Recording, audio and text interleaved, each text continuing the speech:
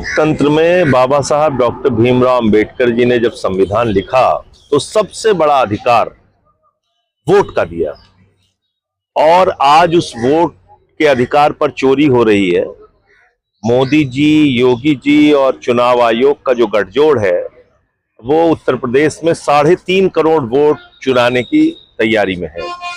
अब अगर 3.5 करोड़ वोट चोरी हो जाएगा तो आप कल्पना कीजिए कि उत्तर प्रदेश के चुनाव का फिर क्या मतलब बचेगा। और लोगों को आतंकित करने के लिए पहली जो एफआईआर दर्ज की गई वो रामपुर में दर्ज की गई। इसलिए दर्ज की गई कि मुसलमान अपना वोट बनवाने के काम में ढीले पड़ जाए। इसलिए एफआईआर दर्ज की गई कि जो पिछड़े वर्ग के लोग हैं, यादव हैं, कुर्मी हैं, जो पासी समाज के लोग हैं, जिन्होंने लोकसभा के चुनाव में बीजेपी के खिलाफ वोट किया था, तो वो डर जाए और वो वोट बनवाने में पीछे रह जाए।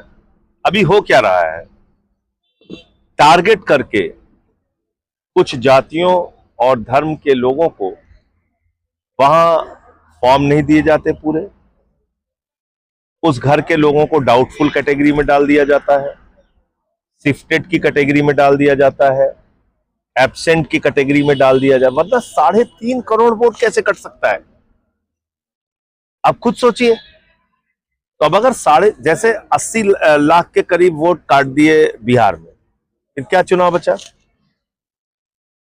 इसी तरीके से अगर 3.5 करोड़ वोट यूपी में कट जाएगा तो चुनाव क्या बचेगा।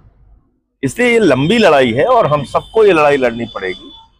और इसमें मैं उत्तर प्रदेश की जनता से कहना चाहता हूं, घर मत बैठिए, संसद सुनने वाली नहीं है। सुप्रीम कोर्ट में मामला तारीख पे तारीख में जा रहा है।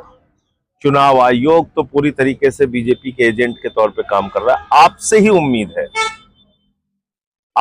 उम्मीद है कि आप अपने इस वोट के अधिकार को बचाने के लिए घर से निकलेंगे, क्योंकि डॉक्टर लोहिया ने कहा था सड़क खामोश हो गई तो संसद आवारा हो जाएगी। इसलिए संसद आपकी बात को सुने तो आपको सड़क पर निकलना पड़ेगा।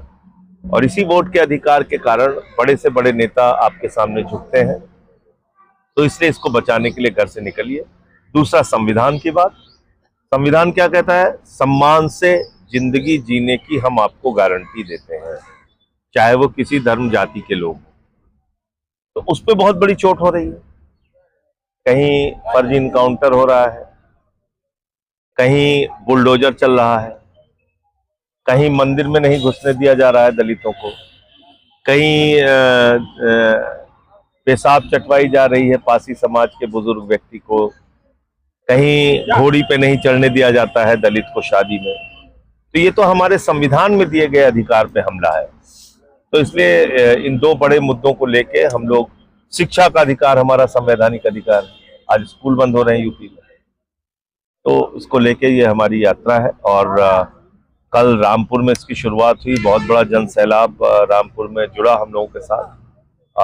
आज मुरादाबाद जनपद में हम लोग प्रवेश कर चुके हैं। इसके बाद मुरादाबाद से अमरोहा होते हुए इस यात्रा का वहां समापन।